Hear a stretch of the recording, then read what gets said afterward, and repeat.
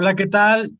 Muy buenas noches tengan todos ustedes y como siempre muy agradecido por su presencia en estos seminarios que hemos estado haciendo. Este es el quinto seminario que pretende irle dando una vuelta a todos los diferentes aspectos que desde nuestro punto de vista tienen que ver con lo que tendría que ser la medicina integrativa del siglo XXI.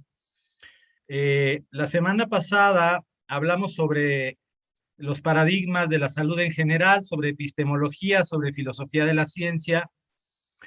Y el día de hoy toca hablar sobre algunas de las principales paradigmas o fuerzas de la psicología. ¿Por qué la psicología? Porque precisamente en uno de nuestros seminarios hablamos sobre la ruptura de la dualidad mente-cuerpo y sobre el entendimiento de que no podemos separar en el fenómeno de la salud y de la enfermedad la mente del cuerpo. Y que en todo este periodo de tiempo en donde se separaron las disciplinas científicas y de alguna manera la psicología quedó del lado de la filosofía y la medicina del lado de la física, ¿verdad? De las ciencias más exactas. Eh, Nos mutilaron en la medicina la capacidad de abordar uno de los aspectos fundamentales del ser humano, que son las emociones, los pensamientos, etcétera. Por eso consideramos sumamente importante el revisar algunos de los paradigmas más importantes o corrientes de la psicología que pueden colaborar y ayudar en el proceso de salud y enfermedad y para el mejoramiento de las personas.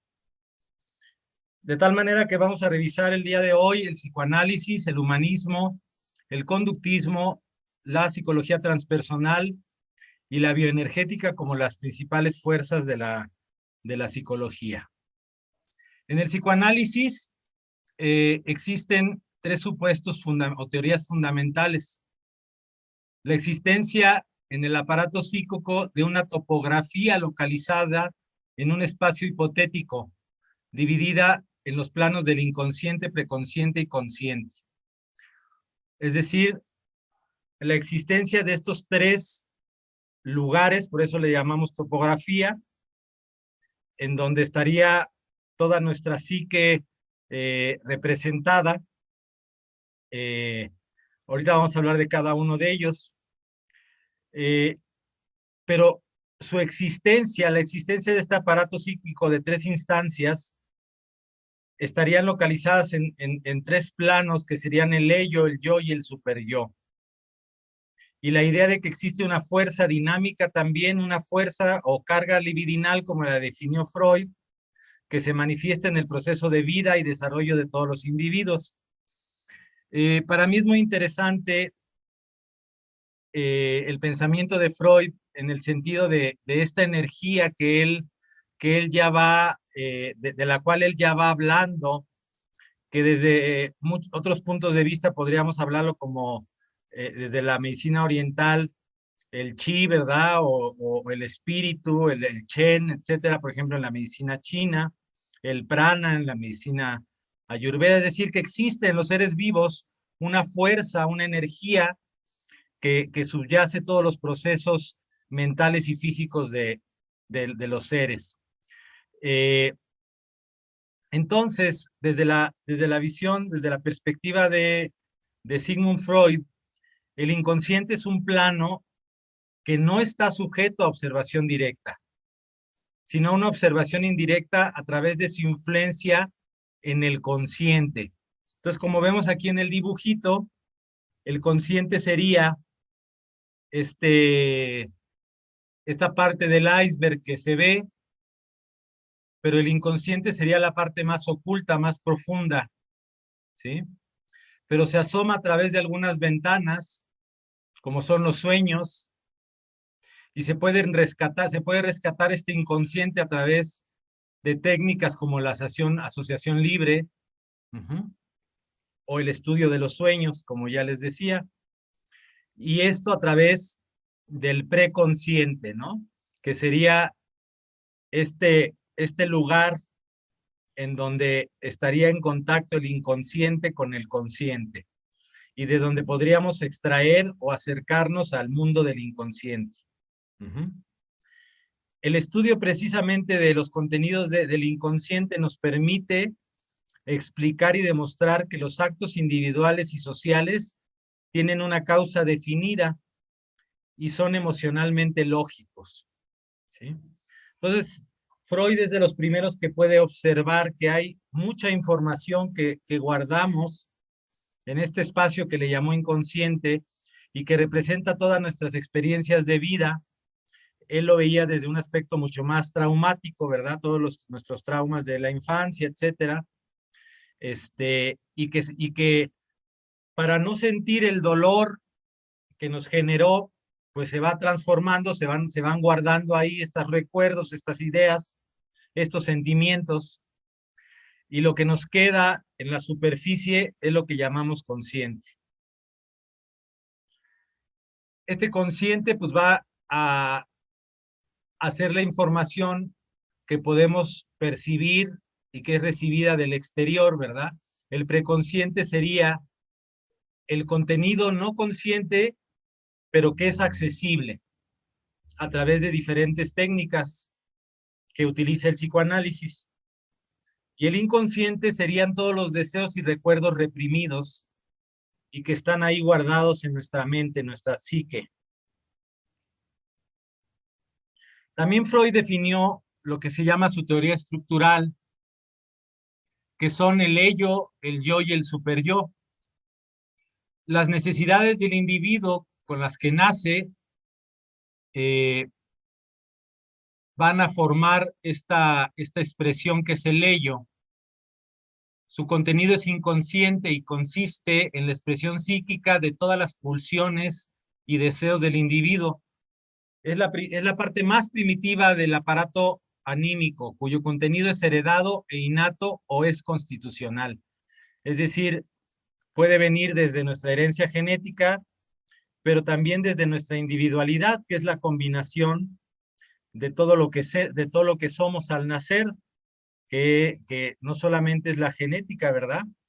Yo siempre digo que después de la genética, ¿qué viene? Pues el estrés. ¿Y a qué me refiero con eso?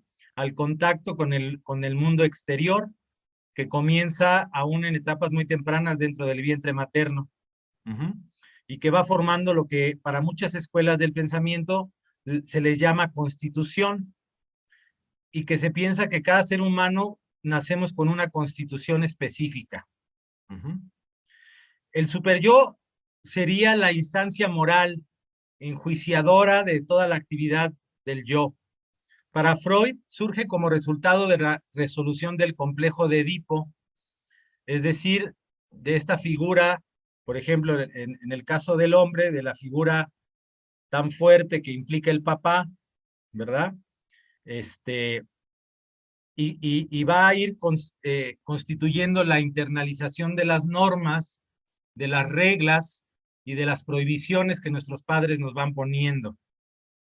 Entonces, el superyo serían todos los aspectos morales de la personalidad y el ello, los principios de necesidad, el placer, el sexo, la agresión, etcétera. Y el yo, el resultado de ambos aspectos, es la que está presente en el consciente. Es la instancia actuante que aparece como mediadora entre estos dos aspectos, entre el ello y el superyo, así como enfrente a las demandas de la realidad en la que nos estamos desenvolviendo, y en donde, por un lado, el ello pretende satisfacer sus deseos inconscientes, pero el superyo tiene el aspecto moral, el deber ser, y el resultado final, pues, va a ser el yo. Y el cual se va a modificar y va a desarrollar mecanismos, ¿verdad?, para la obtención, en la medida de lo posible, de estos deseos, pero dentro de los límites que la realidad le impone. En su familia, en la relación yo-tú, en la relación de la sociedad, etcétera. Entonces, si juntamos los dos aspectos de las dos grandes teorías freudianas, tenemos al superyo, y al ello, y el ello totalmente en el área del inconsciente, el super yo tocando un poquito el aspecto preconsciente y el consciente, y el yo tocando y formando todo lo que es el consciente.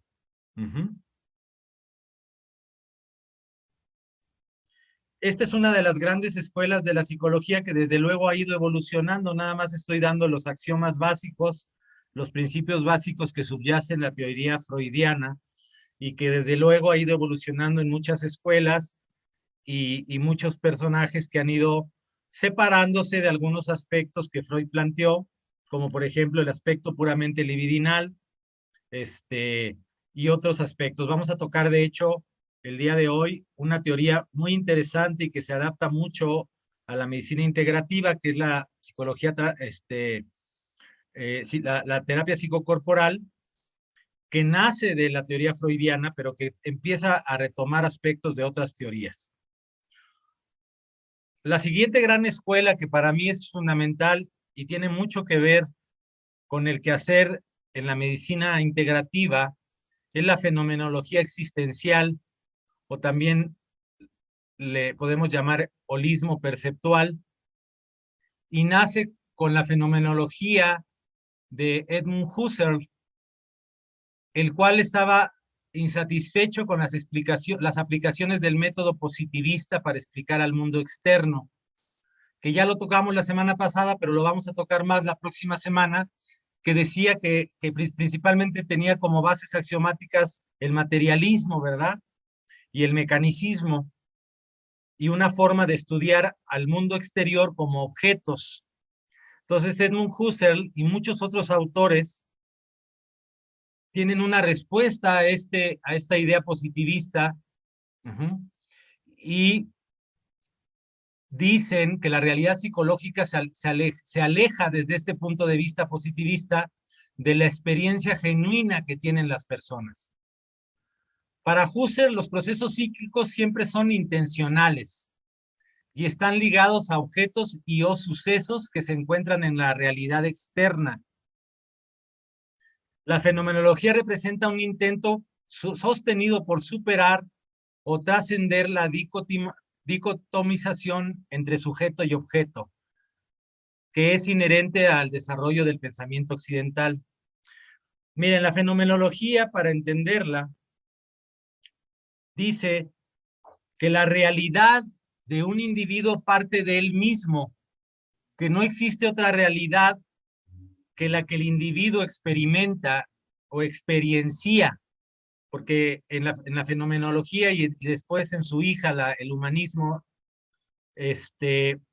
la realidad es la realidad del propio individuo, y es única porque solo el individuo ha vivido las experiencias desde su tierna infancia, tiene, como yo les decía, su propia constitución, etcétera, y ve el mundo solamente desde su punto de vista. Las experiencias, tal como el individuo las vivencia, no son separables de y siempre están dirigidas hacia algo. Son sobre algo, de algo o con algo. Es decir, siempre son relacionales al mundo exterior. Constituyen una reacción a algo y nunca corresponden tan solo a una especie de entidad concreta y aislada dentro de una mente o cuerpo determinado. Entonces, en la fenomenología, el mundo debe de percibirse del modo en que se presenta a cada una de las personas en el marco de sus experiencias. Para la fenomenología, la realidad siempre es relacional, siempre está en relación al mundo exterior. Es una co-construcción del observador y de lo que está observando.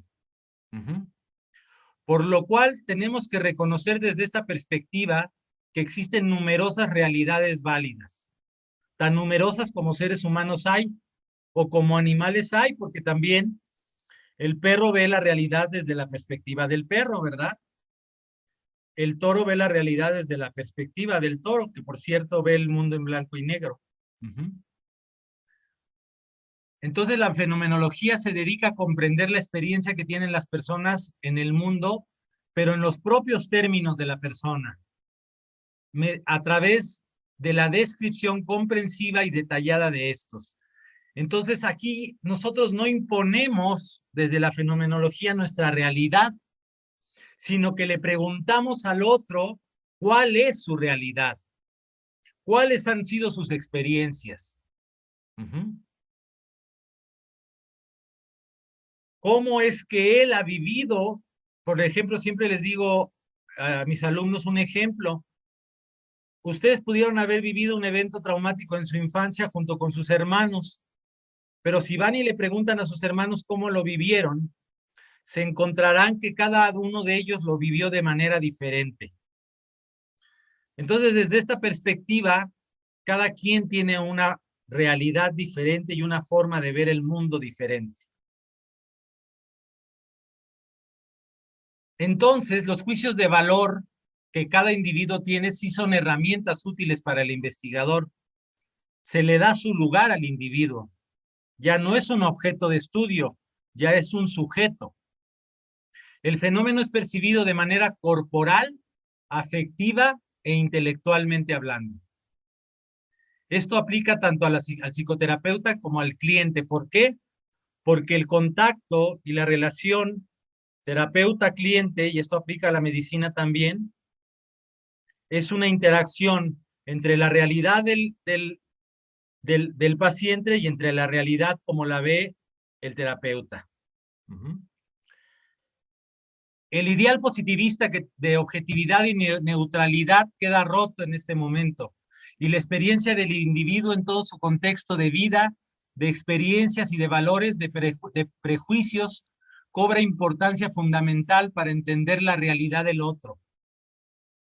Las implicaciones de este paradigma, tanto para la medicina como para la psicología, son vastas. Por un lado, la postura del terapeuta en relación al cliente siempre tiene que tomar en cuenta la realidad del cliente. La realidad que el cliente vivencia frente a las experiencias de su vida. No solo con el intento de comprender, sino con el intento de ayudarle a separar lo que corresponde el hecho en sí que el cliente vive y lo que el cliente le pone de acuerdo a sus valores, experiencias y prejuicios previos. Entonces el terapeuta se convierte en un acompañante del paciente que le ayuda a dimensionar adecuadamente qué es lo que está percibiendo de la realidad, qué tiene que ver con él y qué tiene que ver con la realidad que está pasando fuera de él. ¿Sí? Pero para el terapeuta las implicaciones son las mismas, ya que el paciente se presenta ante él no como un objeto de estudio, sino como un sujeto que le interpreta también de acuerdo a todas sus experiencias, vivencias y valores previos. Entonces el terapeuta también está interpretando al cliente desde su punto de vista. Por eso siempre les digo que imponer un punto de vista o una concepción teórica a un paciente y a lo que es su salud y enfermedad es un error. ¿Por qué? Porque muchas veces no encaja perfectamente con la realidad que el paciente está viviendo. El humanismo nace precisamente de la fenomenología existencial y es una revolución del pensamiento en la psicología. Nace en la posguerra, en la década de los 60, con muchas personas, muchos pensadores progresistas que declaran su voluntad en desarrollar un enfoque nuevo que trascendiera los determinismos y la fragmentación de modelos vigentes como el psicoanálisis o el conductismo. Es un modelo donde la subjetividad y la experiencia interna de las personas tiene un papel fundamental. Un modelo en donde no solo observamos lo patológico, sino también los aspectos positivos del ser humano, como la creatividad, como el amor, como la libertad y como el cambio terapéutico. Es decir, el humanismo cree en el cambio. El humanismo no cataloga necesariamente a un paciente en una patología. El humanismo parte de que todos los seres humanos tenemos la posibilidad de cambiar y de desarrollarnos. El axioma en el humanismo ya no es que lo material es real, sino lo no material como el pensamiento y la emoción también son objeto de estudio, pero sobre todo meta de cambio en cada persona. Y tenemos grandes pensadores como Goldstein, como Eric Fromm, como Rogers, con su enfoque centrado en la persona, como Abraham Maslow, y así muchos otros que fueron conformando varias de las psicoterapias que englobamos en lo que hoy llamamos el humanismo en la psicología. Entonces tenemos esta tríada en donde hay una estrecha interacción entre las emociones del individuo, sus pensamientos y desde luego el resultado de ambas, que son las conductas que presenta el individuo. Para el humanismo existe el aquí y el ahora, la experiencia actual, y pone un alto énfasis en las emociones del individuo y la importancia que tiene el lograr que el paciente logre expresar sus emociones.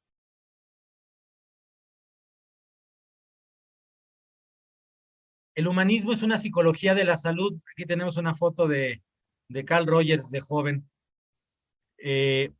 No solamente de la enfermedad, es una psicología que trasciende la idea de la patología en la mente. Es decir, no solo vamos a ver a las personas como patológicas, sino podemos trascender la patología y llevarla inclusive a un estado de bienestar mayor.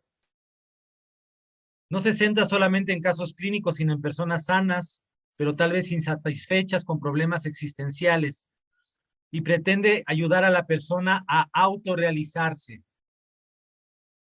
Busca, por ejemplo, Rogers tiene un libro muy bonito que se llama El proceso de convertirse en persona, ¿sí? Maslow, por ejemplo, pues tiene su famosa pirámide de Maslow, que luego la utilizan para mil cosas diferentes, pero que pretendía sobre todo hablar de esas etapas de desarrollo que tiene el ser humano hasta llegar a las más altas etapas, que son la creatividad, por ejemplo, en donde el ser humano puede resolver otros temas de sobrevivencia, etcétera, pero puede llegar inclusive a alcanzar la posibilidad de la autorrealización y de la creatividad. La psicología humanista tiene como característica ser subjetiva, desde luego, tener una visión holística del ser humano. Como la fenomenología, le interesa la comprensión de la experiencia humana, cree en la autodeterminación y en la libertad del hombre, en la originalidad, en la creatividad, en la posibilidad de que las personas se transformen y crezcan. Sí tiene conceptos científicos, pero desde un punto de vista diferente. Por ejemplo, Rogers hizo mucha investigación desarrollando lo que llamamos las eh, las tres actitudes rogerianas que son necesarias para crear una relación de desarrollo entre dos personas, que puede ser aplicada en la relación médico-paciente, que puede ser aplicada en la relación psicólogo-cliente, que puede ser aplicada en la relación maestro-alumno, padre-hijo, etcétera, ¿sí? Estas tres actitudes rogerianas, que son la congruencia, la empatía y la actitud positiva incondicional, él fue haciendo investigación y descubriendo que aplicándolas adecuadamente se provocaba un cambio positivo en el individuo.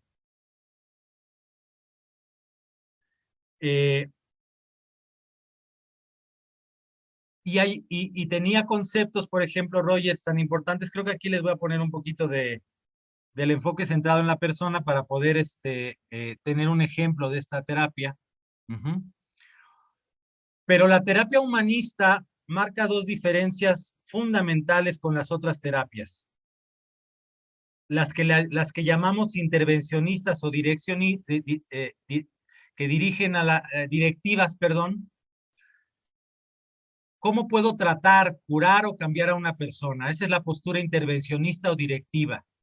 Es decir, el médico o el psicólogo tiene una postura de que él sabe la verdad de la persona y él tiene la posibilidad de curarla.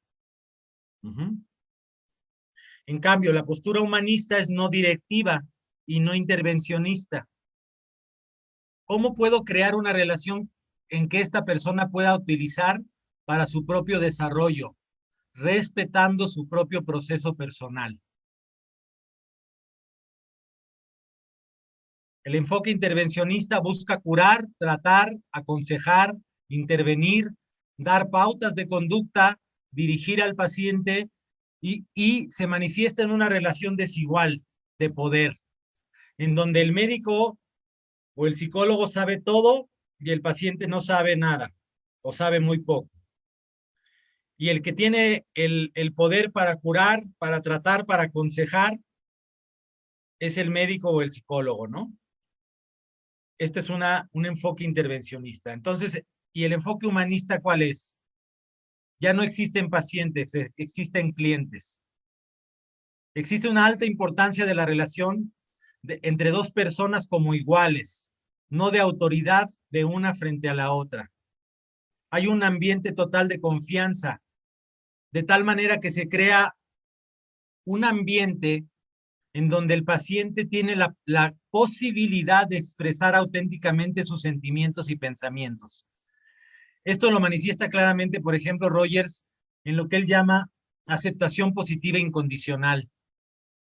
Es decir, te acepto como ser humano y aquí estás en un lugar seguro, en un lugar de seguridad donde todo lo que tú me digas se va a quedar aquí y no va a ser juzgado.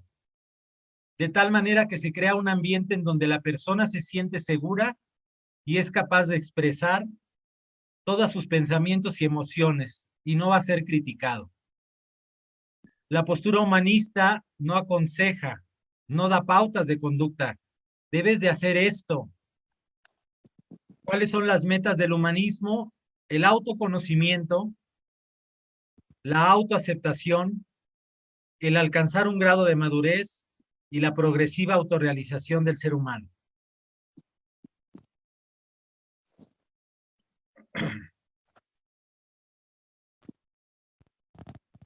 Por ejemplo, antes de pasar a la siguiente, Rogers plantea también la actitud de empatía. La empatía no es más que ponerte en el lugar del otro, tratando de ponerte en el lugar del otro, porque si partimos de la fenomenología, mi realidad no es la realidad del otro, pero como el otro, como yo, que soy terapeuta, he sentido dolor, he sentido la pérdida, el otro también la ha sentido y entonces puedo comprenderlo. Eso es la empatía. Es muy diferente a la simpatía. Simpatía es que me caiga bien el otro, no. Si eso ocurre, ya entramos en otros terrenos en donde podemos caer en errores de entendimiento y de ayuda a la persona. También dice Rogers que la congruencia es fundamental. ¿Qué es la congruencia? Aceptar que somos seres humanos nosotros también como médicos o terapeutas y que también sentimos y que también pensamos y que en un momento dado podemos expresar lo que sentimos y lo que pensamos cuando estamos en la relación terapéutica. Ojo, no se trata de que nosotros empecemos a ser psicoterapeados por nuestro paciente. No se trata de que saquemos todos nuestros sentimientos con el paciente. Se trata de ser congruente.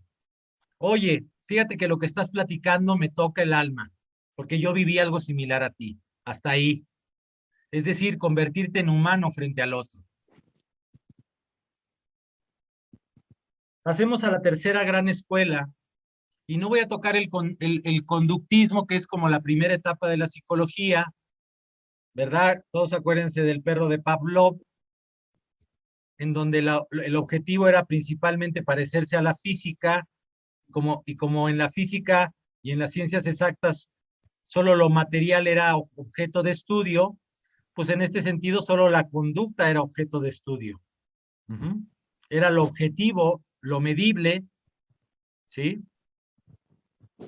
Pero ha ido desarrollándose con el tiempo y ha dado lugar al cognoscitivismo, a la terapia cognitivo-conductual, que al igual que el humanismo piensa en el aquí y en el ahora del individuo. No se enfoca tanto en el pasado ni en los traumas que se originaron en la infancia, como lo haría el psicoanálisis, sino que tiene una visión más enfocada en el presente. Sin embargo, tiene diferencias fundamentales con el humanismo, y es que le da más énfasis al pensamiento como generador de la emoción, mientras en el humanismo la emoción es previa al pensamiento. En el cognoscitivismo, el pensamiento es previo a la emoción. Y desde luego, viene el pensamiento, la emoción y viene la conducta. Mientras en el humanismo se pone en primer lugar la emoción, esta teoría se enfoca en las ideas o pensamientos que el individuo tiene y que subyacen en su vida diaria. Les llaman a veces ideas centrales. Por ejemplo, soy feo y estoy convencido de que soy feo, o estoy convencido de que soy inútil para cierta cosa. Eso sería una idea central. Y eso va a provocar emociones y va a provocar conductas. Ahorita les voy a explicar, por ejemplo, una chica se piensa que es fea, ve un muchacho atractivo, va a pensar que no va a ser tomada en cuenta y se va a sentir triste. Y para quitarse esa tristeza va a tener una conducta alimenticia, por ejemplo, consumir alimentos con alto contenido calórico, ¿no? Que le va a dar un aumento en su estado anímico, pero luego va a sentir culpa por haber consumido todo eso y va a provocarse el vómito. ¿De qué estoy hablando? De la bulimia, que es muy bien explicada desde la teoría cognitivo-conductual. En otro caso, un hombre después de un trabajo extenuante y varios problemas irá a la tienda de autoservicio y un conocido no le saludará y él pensará que no es bien visto por esa persona y es ignorado por ella. Se sentirá mal, sentirá tristeza y rechazo y hasta tendrá sensaciones físicas como dolor de estómago, se retirará a casa sin abordar a la persona. Pero a lo mejor la persona ni siquiera se dio cuenta de que estaba esta persona presente. Pero como él tiene una idea central de que no es una persona importante o digna de ser tomada en cuenta, pues la otra persona no la peló. La terapia cognitiva trata de cambiar a través de varias técnicas estos pensamientos centrales que subyacen a los sentimientos y a las conductas, desde luego, y también de trabajar sobre las reacciones físicas que se ligan a estos sentimientos. Tratará de ir trabajando con el paciente para que vaya cambiando esos pensamientos y se atreva a ver que no tiene razón y que tal vez cambiar sus acciones partiendo de ideas más positivas logrará mejores resultados en sus relaciones. El resultado final será un fluir más efectivo de la persona en su vida diaria y un mejor resultado en sus relaciones interpersonales y en su forma de sentirse hacia sí mismo, lo que traerá un sentido mayor de bienestar tanto físico como emocional. Aquí tenemos, por ejemplo, el ciclo de la bulimia, en donde hay una preocupación sobre su autoconcepto, su figura, su peso, se siente mal, se siente fea, etcétera. Se empieza a restringir, empieza a tener una dieta severa, pero empieza la ansiedad por comer, porque siente hambre, porque se ha estado restringiendo, y ocurre lo que llaman los cognitivo-conductuales una sobreingesta o un atracón, en donde a veces inclusive consumen hasta 2 o 3 veces las calorías de un día. El sentimiento de culpa empieza a aparecer y se provoca vómito o conducta purgativa. Después empieza el ciclo de la misma manera, ¿verdad? Porque además vomita y obviamente después va a sentir hambre, etcétera, etcétera. Y es un ciclo en donde ocurre y bueno, alguna amiga psicóloga cognitivista me platicaba que hay bulímicas que hasta vomitan 60 veces en un día, ¿sí? Que agarran este ciclo y se convierte ya en una conducta repetitiva.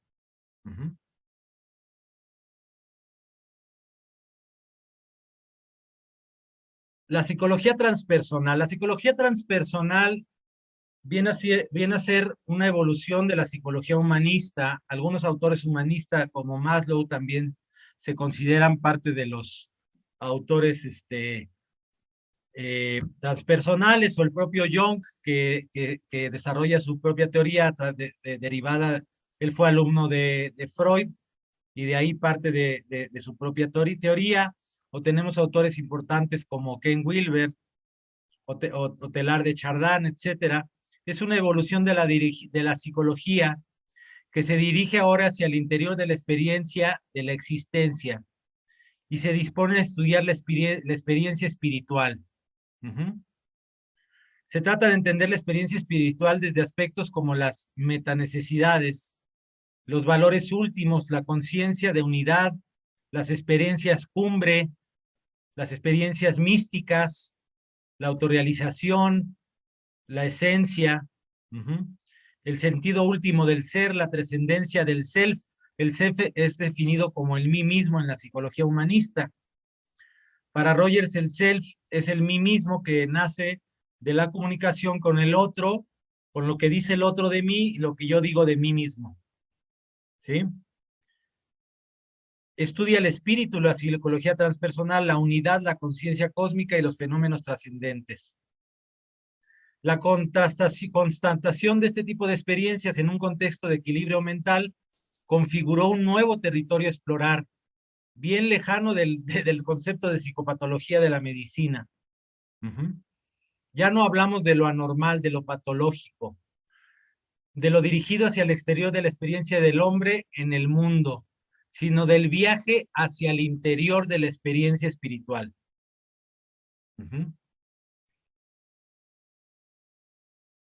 Por ejemplo, Krishna Kumar y Neck dan tres definiciones, tres perspectivas de esta concepción. Una es una perspectiva intrínseca, en ella la espiritualidad se origina en la interioridad del individuo y es capaz de trascender las normas religiosas. Hace referencia al sentimiento de conexión con la esencia de uno mismo, con los demás y con el conjunto del universo. También la definen como una perspectiva religiosa. En esta, por el contrario, se asumen las creencias de entidades sobrenaturales o poderes impersonales que rigen el universo, según cada religión, así como sus propuestas morales.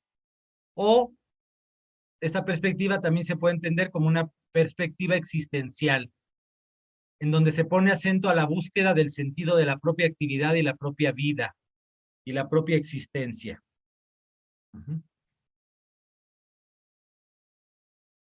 Por último, les voy a platicar, antes de abrir la plática, sobre una de las terapias que para mí son más interesantes, porque ha ido evolucionando desde la teoría psicoanalítica, pasando por el humanismo, y en algunas escuelas que se han derivado de este pensamiento, pues también tocan aspectos de la transpersonal.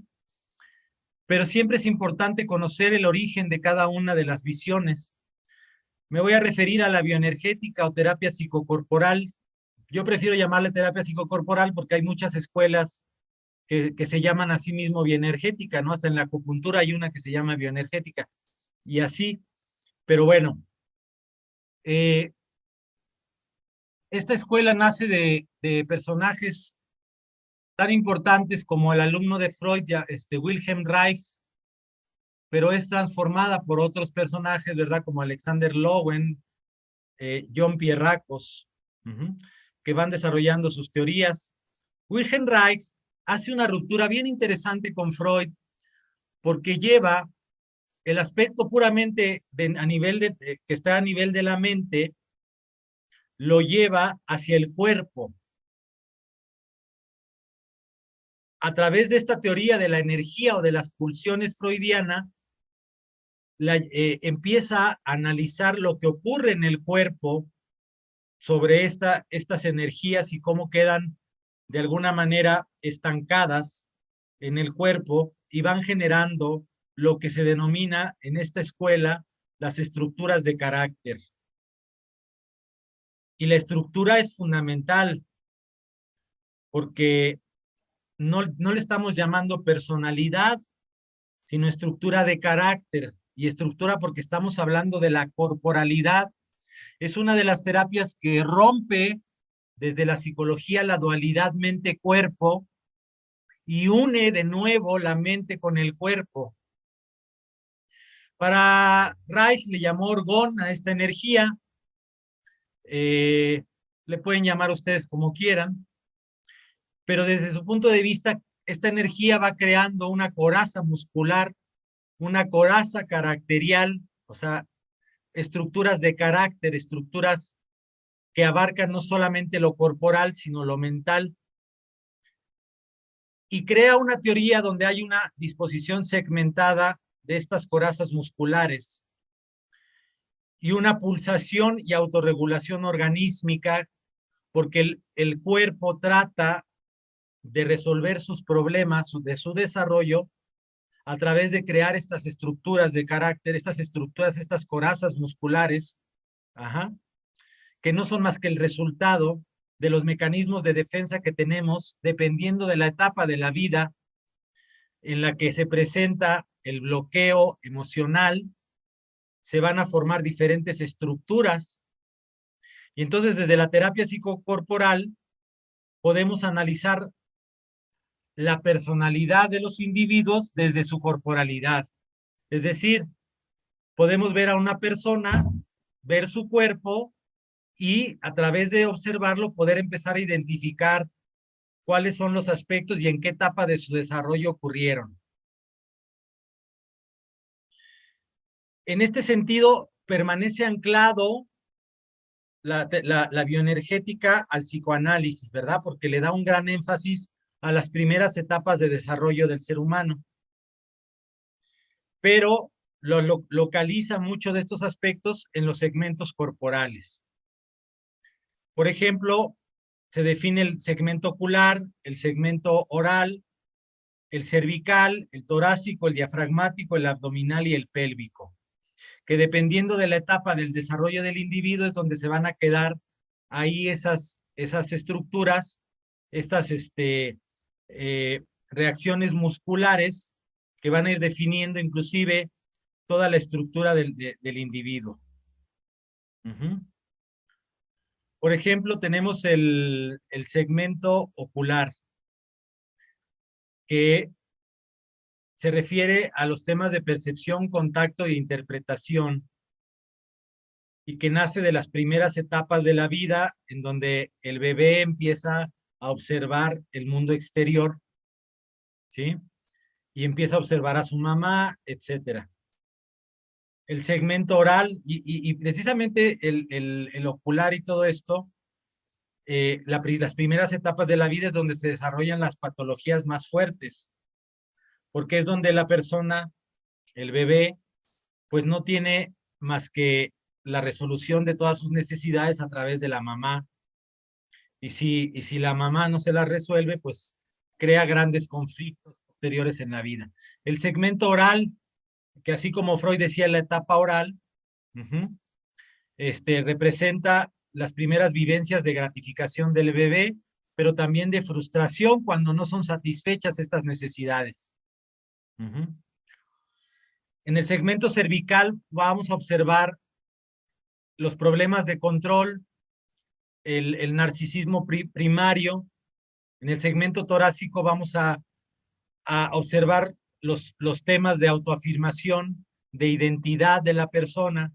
En el diafragmático, los temas de regulación del metabolismo de la energía, de la respiración.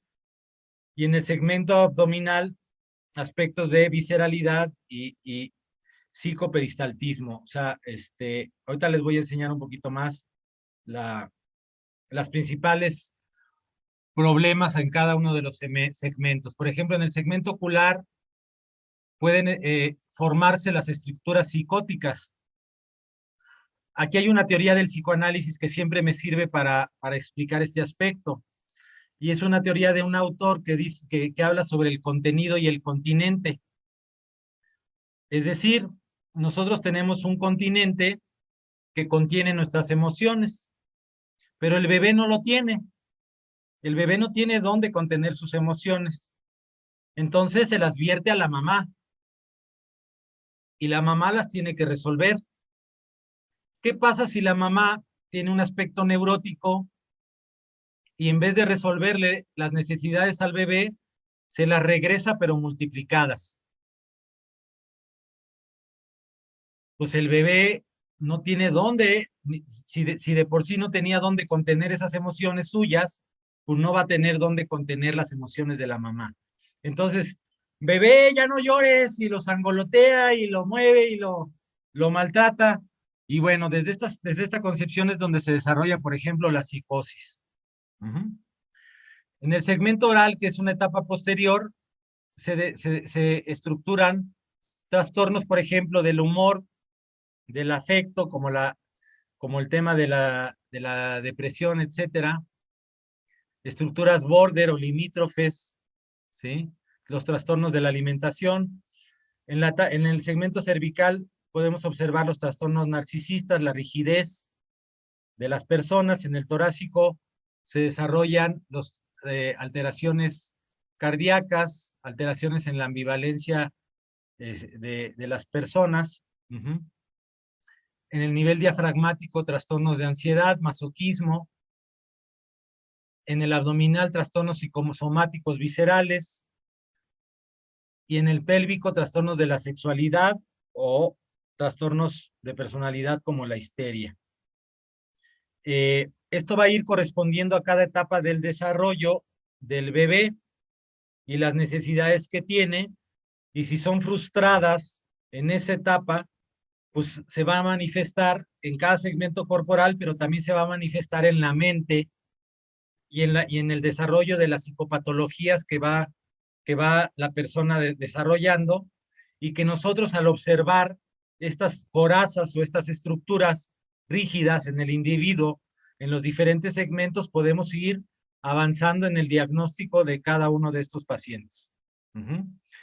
Y el objetivo de esta terapia, y ya combinada con el humanismo, es la libre expresión de las emociones, pero también la libre expresión de la corporalidad. Entonces, es una de las pocas psicoterapias que no solamente basa su terapia en el diálogo entre una persona y otra, entre el paciente y el terapeuta, sino también utiliza el movimiento, utiliza ejercicios, utiliza la meditación, utiliza el yoga, utilizan movimientos específicos desarrollados en la terapia psicocorporal para ir rompiendo estas estructuras de carácter que tienen los diferentes segmentos la persona, y que curiosamente cuando ocurren se hacen estos ejercicios y estos movimientos, se pueden evocar memorias, recuerdos, sentimientos. Entonces, esta es una terapia muy interesante porque conceptualiza claramente la unión del cuerpo con la mente y cómo todo lo que va pasando en la mente se refleja en el cuerpo. Y trabaja no solamente en la mente a través del discurso, como la mayoría de las psicoterapias, sino trabaja en el cuerpo del paciente. Y a través del cuerpo también ayuda al paciente a romper estos temas de infancia, estos temas de desarrollo que fueron dejando una huella a lo largo del tiempo.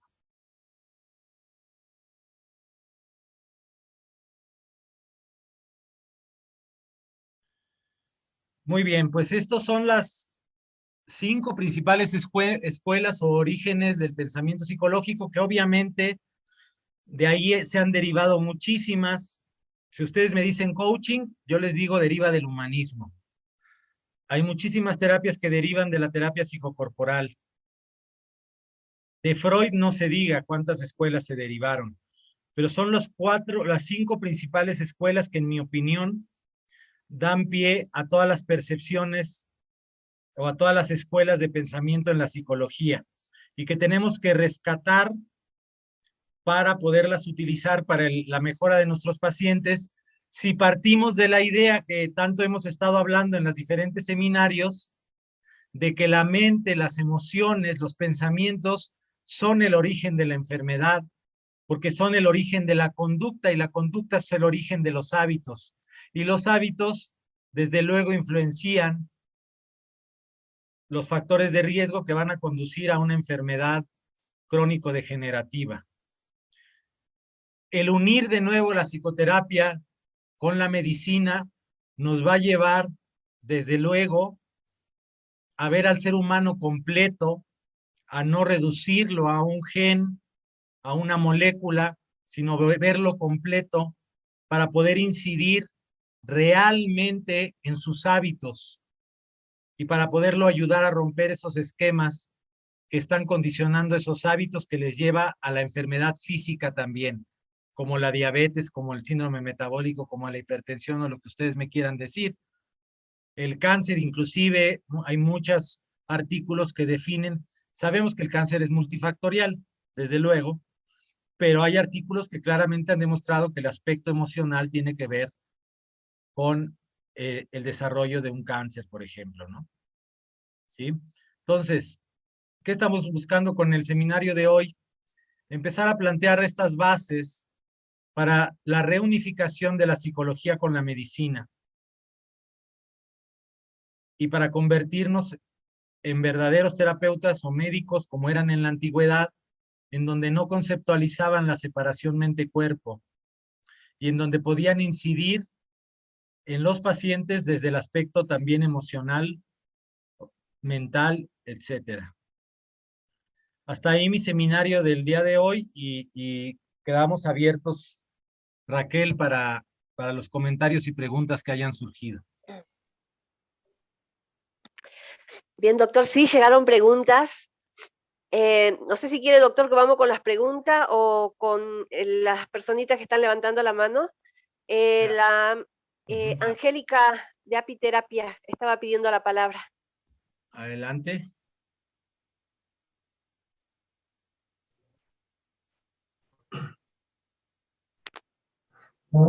Angélica, por favor. Buenas noches. Sí, estaba aquí conmigo Angélica, pero salió un momento. Aquí, ahorita viene. Bueno, pues,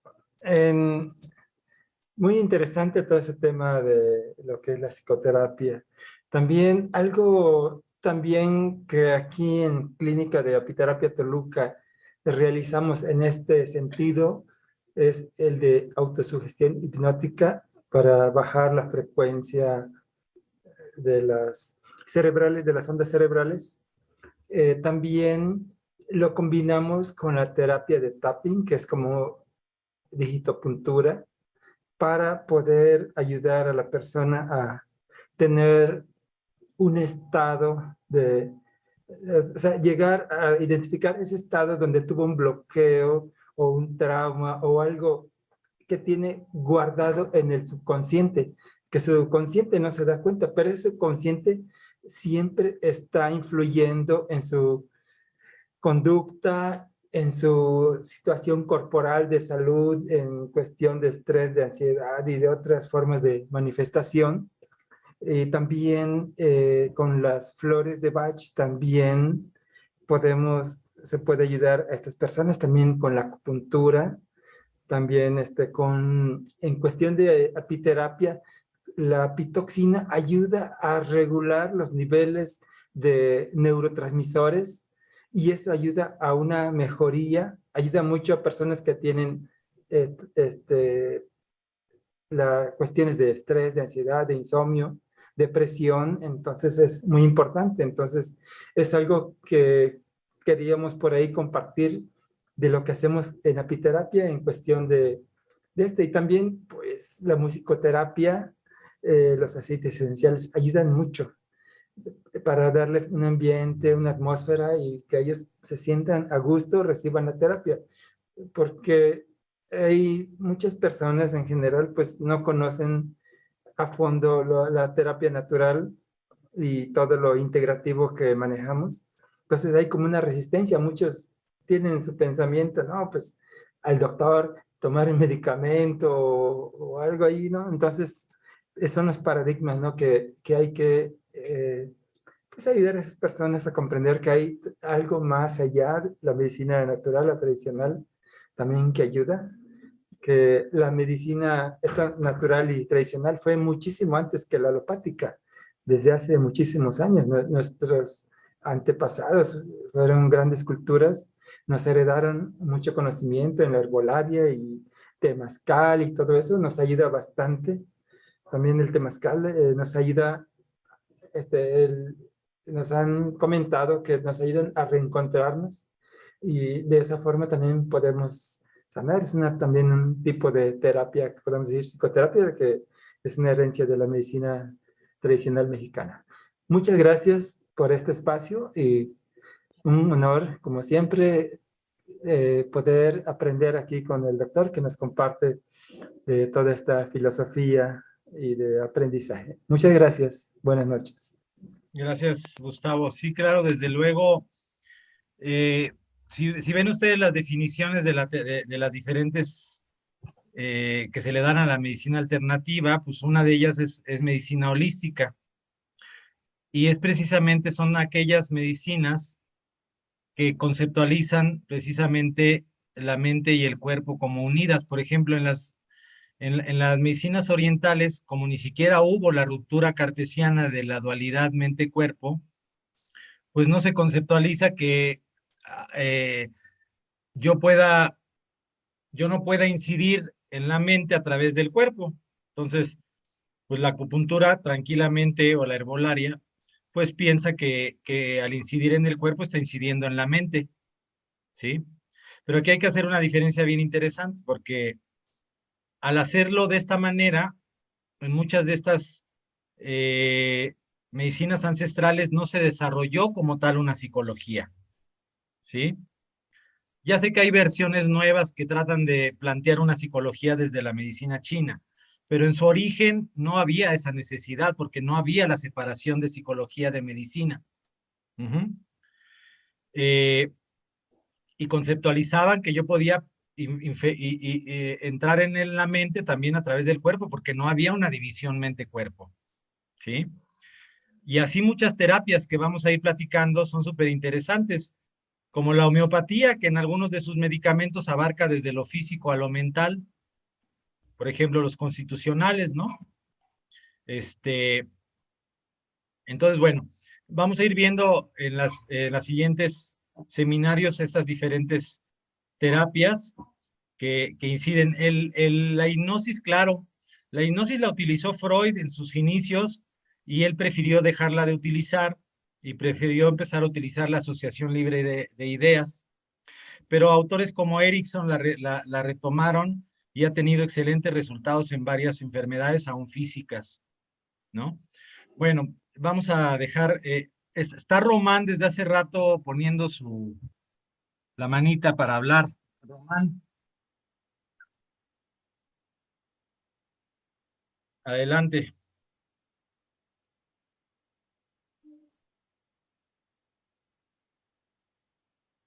¿No está Román? Sí, bueno, Adelante, Román. sí me escucha, doctor. Sí, muy bien. Sí, buenas noches. Quiero agradecerle la invitación a estas excelentes pláticas que nos hacen mucho bien para la práctica de la medicina. Es muy reconfortante, es un honor de veras. Muchas gracias. La única duda que tengo es que, por ejemplo, cuando tocó usted el tema de consciente, preconsciente, inconsciente, me quedé pensando si el preconsciente equivale al subconsciente o es otra parte. No, algunos utilizan la palabra subconsciente, pero no fue como la definió Freud. Freud le llamó inconsciente, pero cuando la gente se refiere a subconsciente, se está refiriendo al preconsciente, exactamente. Son lo mismo, son sinónimo. Ah, Ujú. muchísimas gracias, doctor, y vamos a esperar al siguiente seminario. Gracias, buenas noches. Buenas noches. Mayra,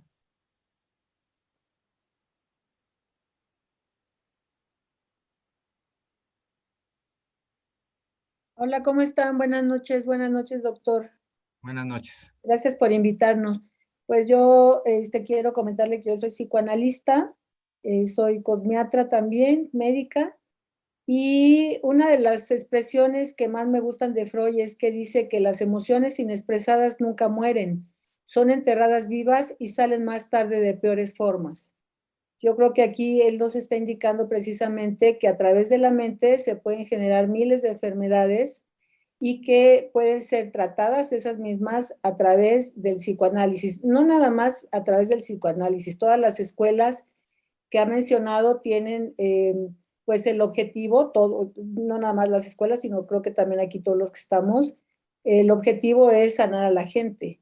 Entonces, el hecho de poder conformar una propia técnica hace que nosotros podamos ayudar a los pacientes. En mi caso, como psicoanalista, sí les llamo pacientes, pero también al estudiar psicología, porque la maestría es el psicoanálisis y la carrera es psicología. Entonces, a veces no todos los pacientes son indicados para psicoanálisis. También mucha gente como que critica mucho el psicoanálisis, pero desde el punto de vista de su propia ignorancia.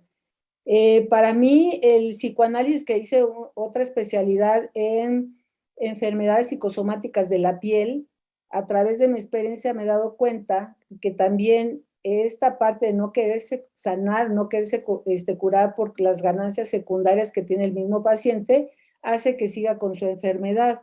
Y sí me doy cuenta cómo la mente empieza a crear la enfermedad somática en el cuerpo y que a veces no quieren salir, aunque hagan cualquier tipo de terapia, ya sea humanista, ya sea psicoanálisis, ya sea conductual. Yo creo que es muy complicada nuestra carrera, es muy complicado convencer a un paciente. A veces llegan referidos por la propia familia y ellos pues no se quieren curar. Entonces, lo que comentábamos la semana pasada es que muchas veces, aunque uno quisiera ayudar, a veces hace todo lo posible, pero los clientes abandonan, los pacientes, perdón, abandonan las terapias porque tienen estas ganancias secundarias que les dan pues mucha satisfacción precisamente en el inconsciente. Y en el inconsciente no hay tiempo, no hay género, se rige por el ello y lo único que quiere es descargar su satisfacción. Entonces, ese es un gran problema. Les quiero platicar rápidamente un caso de vitíligo, donde la señora y también las partes de psoriasis de vitíligo que son muy fuertes, eh, a través de la terapia salió que el papá quería una hija rubia, la señora era morenita, y el papá quería una hija rubia de ojos azules. Entonces, ¿qué hizo la mente? Empezó a despigmentarse para hacerse rubia. Pero ya casada, ya una señora más de 50, casada, que el marido le pone el cuerno, pues entonces ella terminó abandonando la terapia porque ella no quería que el marido se fuera. Entonces, a través de crearle esta lástima, porque entre comillas estaba enferma, entonces retiene al papá que viene representando al marido. Es difícil entender eso a veces en el psicoanálisis, pero sí es complicado, ¿no? Otro chico que tengo, como yo soy cosmiatra médica, también entonces me llegan estos casos de piel. Entonces, otro chico que literalmente se le reventaba la cara, ¿no? La piel de la cara. Entonces, también cuando llegó ya había visitado 7 médicos y no tenía nada. Entonces, cuando me lo refiere su novia, y arreglarle la piel fue rápido, 2 sesiones. El problema es que era un candidato precisamente para psicoanálisis, sí tomó terapia, estuvo un rato, pero finalmente igual él creyó que ya había solucionado todo, que era un conflicto interno que le producía a su propia familia, y bueno, pues lo terminó también abandonando.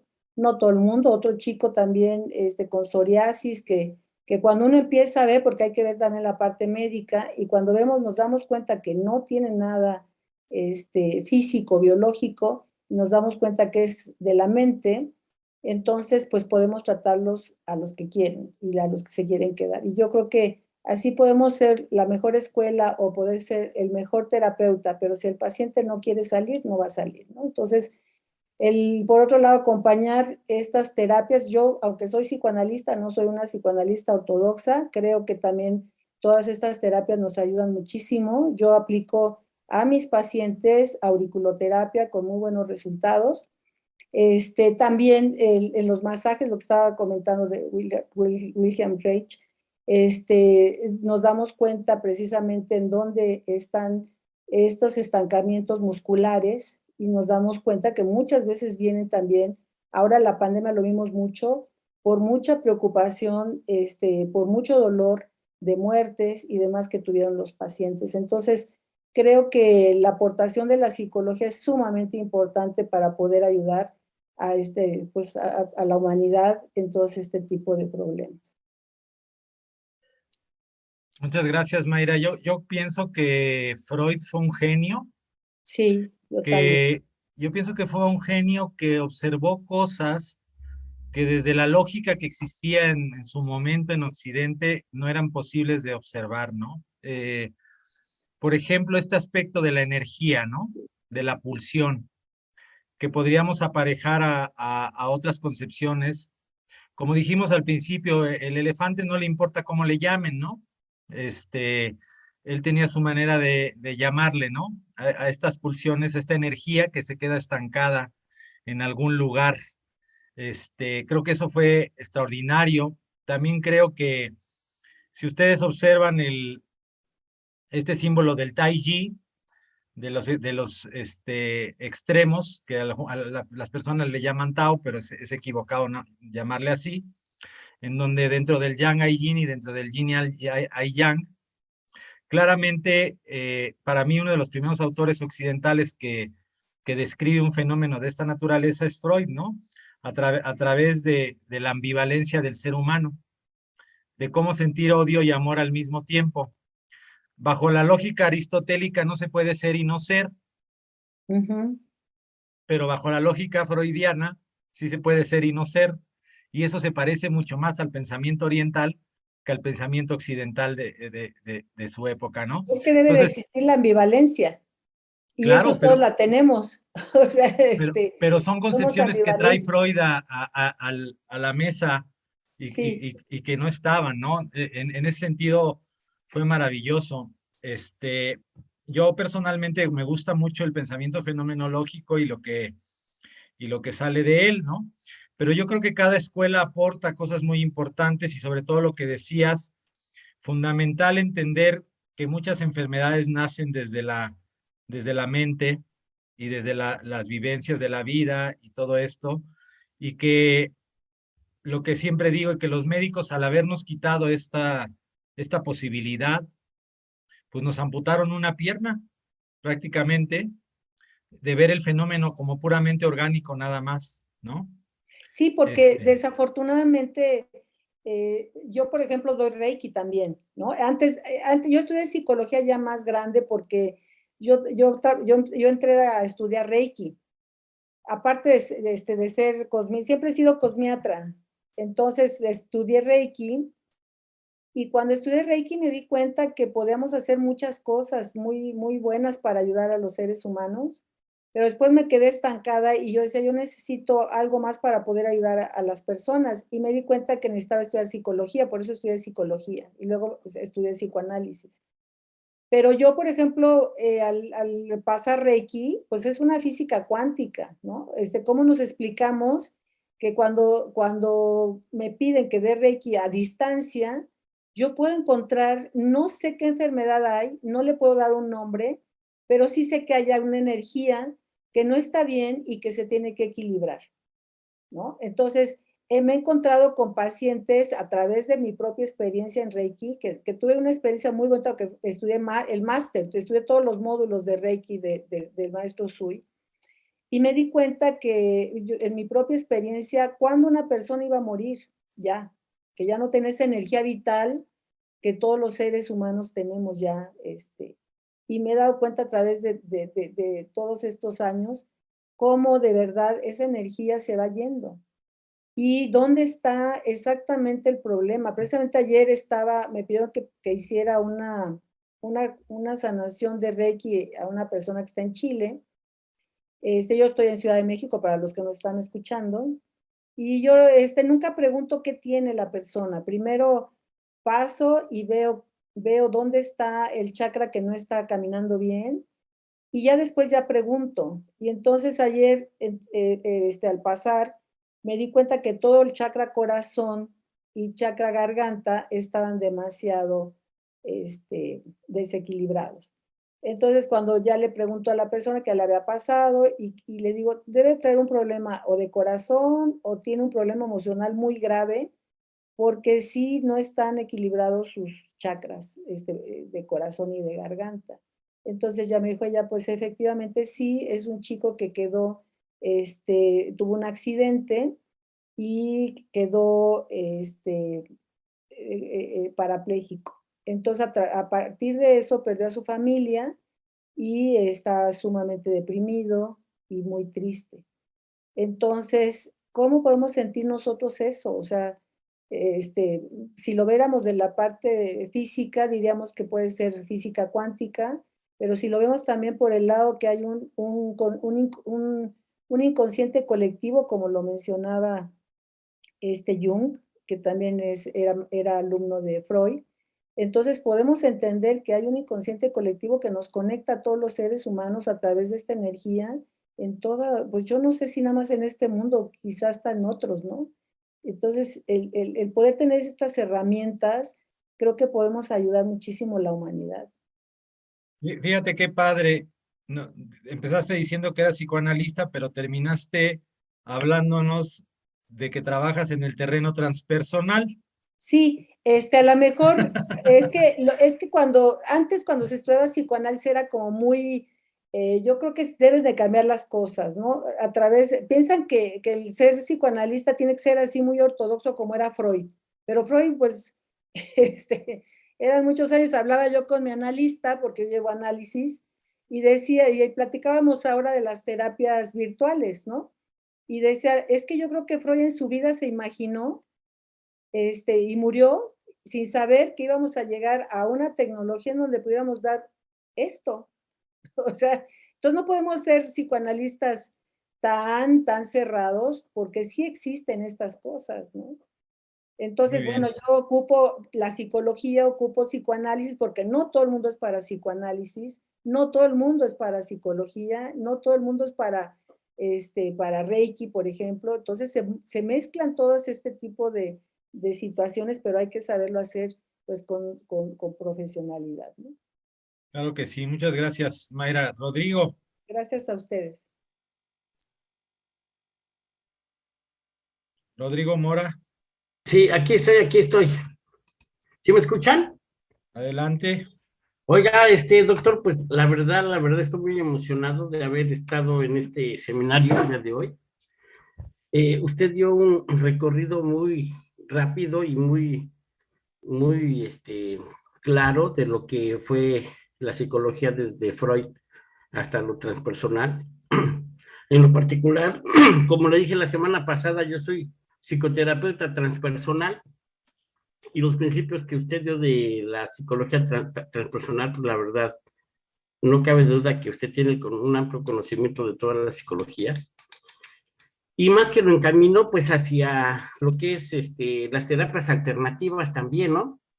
Ya que la psicoterapia transpersonal, pues, ve 4 puntos, ¿no? Lo que es la psico, lo que es la mente, lo que es las condiciones físicas de lo que es el cuerpo, lo que es el estado social del ser humano y lo que es el estado espiritual del mismo. Entonces, cuando nosotros, uno de los principios de la psicología transpersonal dice que todo lo que se conecta junto se dispara junto. Y el ser humano, nosotros somos esos 4 pilares. Yo lo pongo como si fuéramos una mesa, ¿no? En una mesa está lo espiritual, en otra mesa está lo físico, en otra mesa está lo mental y en otra está lo social. Y cuando uno tiene una mesa equilibrada, pues no tiene problemas, pero cuando una pata de esa mesa le falta 1 centímetro, haga un ejemplo, es una mesa inestable, que no importa qué pata es la que le falta 1 centímetro, pero falla. Y entonces cualquier alimento que pongamos, y más si es líquido, se va a regar. ¿Por qué? Porque no estamos estables. Entonces, la psicología transpersonal, pues ve esos 4 puntos, que es cuando es prácticamente la nueva corriente, aunque tiene muchos años, pero es digamos que la última psicología que se ha manejado. Y aquí es a donde yo prácticamente empecé a estudiar esto hace 2 años, ya casi termino mi maestría de psicoterapia transpersonal. Porque yo anterior a eso, yo prácticamente soy biomagnetista, estudié con el doctor Isaac Gois, también estudié Reiki, y vi algo de acupuntura, y estaba viendo de que faltaba algo para poder demostrar que las técnicas que se han encontrado, tanto occidentales como orientales, tienen algo cuántico. Yo no conocía la física cuántica, a pesar que en mi primer carrera soy ingeniero en electrónica. Cuando yo empiezo a entender que la física cuántica no hay distancia ni tiempo, y que rompe todos los principios de la física macrofísica, digamos, la de Newton, donde no hay una respuesta exactamente del por qué sucede, porque todavía se está estudiando la física cuántica. Yo ya le encuentro un sentido, el por qué el ser humano puede manejar la bioenergía, ¿sí? O la bioenergética, donde yo prácticamente, yo he tenido ya conexión, o sea, yo tuve la oportunidad de viajar a Japón en el 2019, fui al Monte Kurama, donde prácticamente el maestro Mikao Izu adquirió ese don del Reiki, pero apliqué la bioenergética con una persona que no sabía nada de español, ni yo nada de japonés, más que yo tenía un traductor, que era un familiar mío que ya vive muchos años en Japón. Y encontré que hay comunicación bioenergética de cuerpo a cuerpo sin importar si hay algún lenguaje, ¿sí? Y esta persona también era terapeuta, y yo le hice preguntas que inclusive lo hice a él sacarse un poquito de sí mismo, porque le pregunté cosas que yo no sabía ni nadie sabía lo que le pasaba con un testeo prácticamente de pies y aplicando la bioenergética. Ese mismo, en ese mismo yo hice una comunicación a distancia, doctor Aedo, de Japón a México, y también hubo respuestas, y yo la terapia la di cuando venía en el tren bala, donde hubo respuestas al otro día de la terapia que yo di. Y en ese momento estoy viendo que el ser humano, el cuerpo humano tiene la capacidad de poderse comunicar, porque nosotros somos energía. Todavía no se entiende científicamente por qué el ser humano puede llegar a ayudar a que a la gente sane, porque mi punto de vista no es de que uno es el que sana, sino que uno ayuda a que el cuerpo del paciente o del cliente busque sus mismos recursos para que por medio de su sistema inmunológico, su sistema nervioso central, por medio del inconsciente, pueda buscar las herramientas para que su mismo cuerpo se cure, porque tenemos esas posibilidades y esas características. Ahora, con lo que usted explicó, pues me queda mucho más claro, ¿no? Porque sí, toda la medicina alternativa, de cualquier tipo, ya sea oriental o occidental, que maneje energéticamente la recuperación física, mental, social y espiritual, es por lo que el gran arquitecto del universo nos dio esa función, ¿cómo le puedo decir? Nos dio esas facultades que todavía la ciencia no ha descubierto, pero la podemos usar desde hace miles de años, ¿no? Porque no nada más China, sino que también nuestros ancestros, los toltecas, también eran chamanes.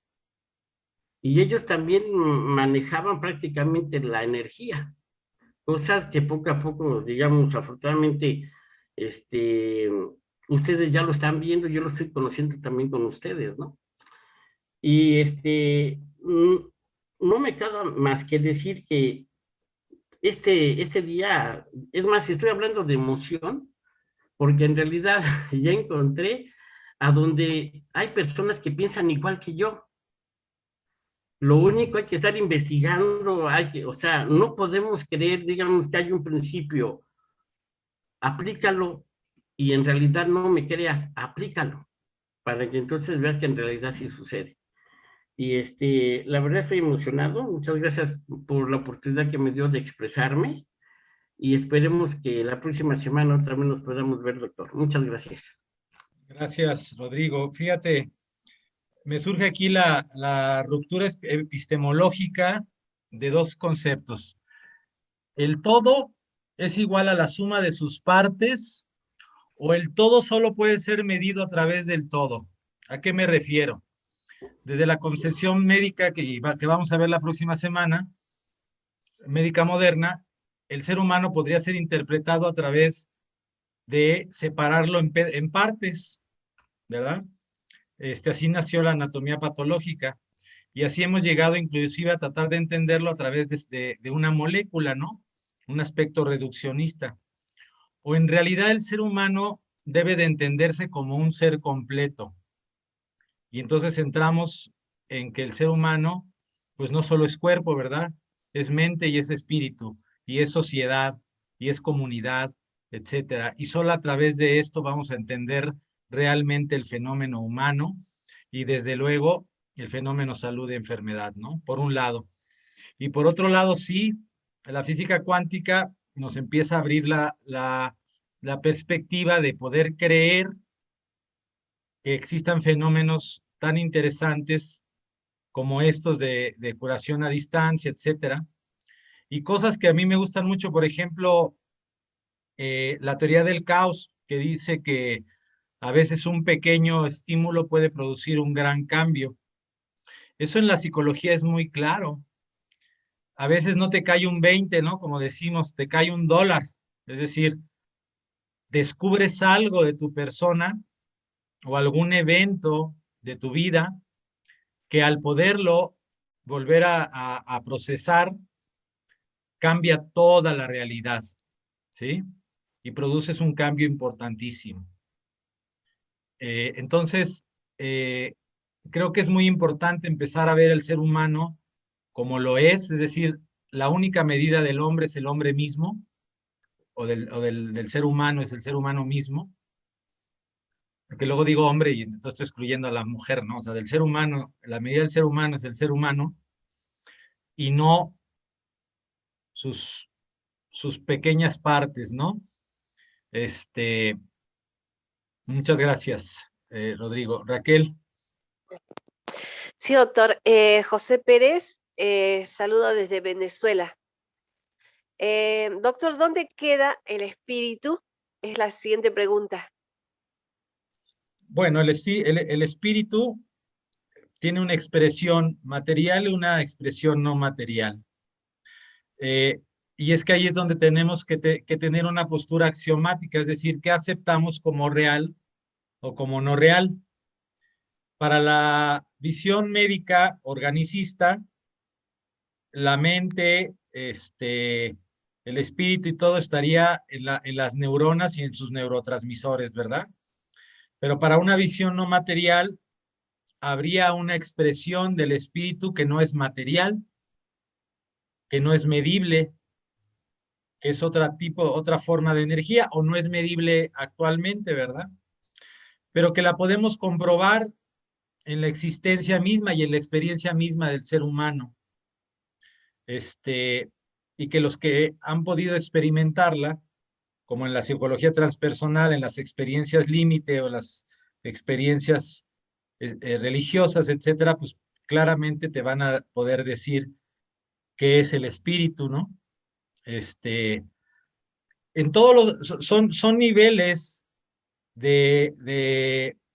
podemos decir, no podemos comparar un nivel muy orgánico como sería una célula y su funcionamiento con un nivel muy sutil como sería la mente o el espíritu, ¿sí? Son de diferente naturaleza. Sin embargo, está todo interconectado. Entonces tenemos que tener una postura axiomática de decidir si existe o no. Para algunos no les queda duda que existe el espíritu, más allá de la materia. Para todos aquellos que hemos vivido alguna experiencia espiritual, pues nos queda claro esto, ¿verdad? Para aquellos que tienen una visión materialista, que todo tienen que medir y comprobar, pues van a poner en duda la existencia del espíritu. Como les decía la semana pasada, como decía Bunge, abajo de la ciencia hay filosofía y hay axiomas. ¿Cuáles son los que tú aceptas como reales, como existentes? Y de ahí parte la construcción de una nueva disciplina que está ocurriendo, obviamente, con todo esto que estamos platicando, que es la medicina del siglo XXI, la medicina integrativa. Gracias. Bien, doctor. María Betty Cuellar dice, Dios le bendiga desde Valparaíso, Chaqueta, Colombia. Otra pregunta, doctor, ¿cómo romper la insatisfacción de la mente? La insatisfacción de la mente, pues sería, hay una máxima que viene desde hace muchos años, ¿no? Y que estaba les decía en el oráculo de Delfos, que es, hombre, conócete a ti mismo.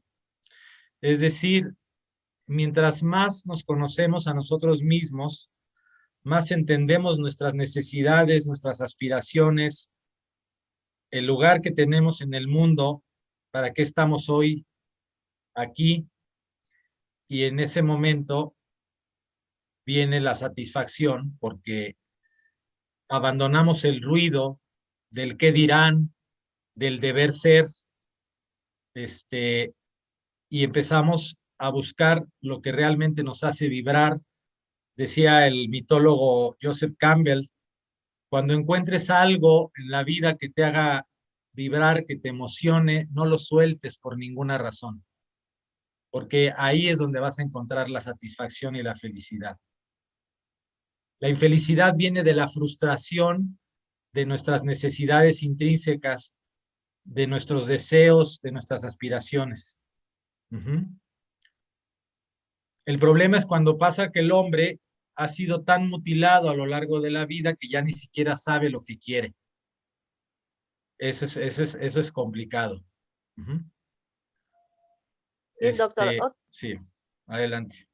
Otra pregunta. El ser humano es cerrado, es un ser autodidacta. ¿Cómo hacerlo humano? Bueno, la visión de sistemas cerrados es una visión de la termodinámica, en donde el sistema no intercambia energía ni materia con el exterior. Esa visión pues permaneció mucho en la medicina moderna, pero en realidad el ser humano es uno de los sistemas más abiertos que hay y está en contacto con todo, y desde la percepción, por ejemplo, transpersonal, inclusive con seres humanos de otros lados, ¿no? Somos en realidad seres abiertos, en continuo contacto con todo, ¿no? Por ejemplo, en estados alterados de la conciencia o en el sueño, pues nos conectamos con muchas cosas. ¿Y cuál era la última parte de la pregunta?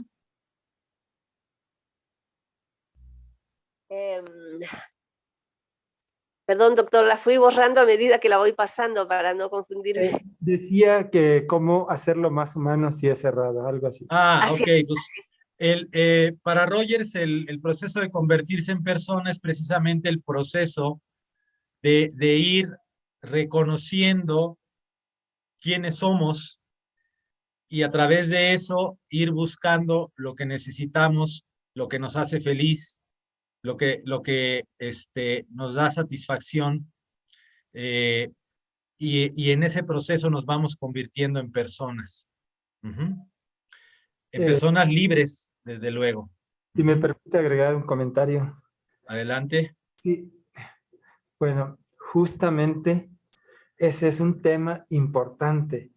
Llegan acá muchos pacientes, señoras maduras, de edad madura, y a veces no, ya hicieron su vida, crecieron sus hijos, ya son adultos, y de repente llegan aquí con nosotros y como que no saben qué hacer, se sienten mal, y se les ayuda a buscar su propósito de vida. Muchos, y les preguntamos, crees tú que es tu propósito de vida? Y dice, querer a mis hijos y todo. Sí, eso es para todo padre y madre.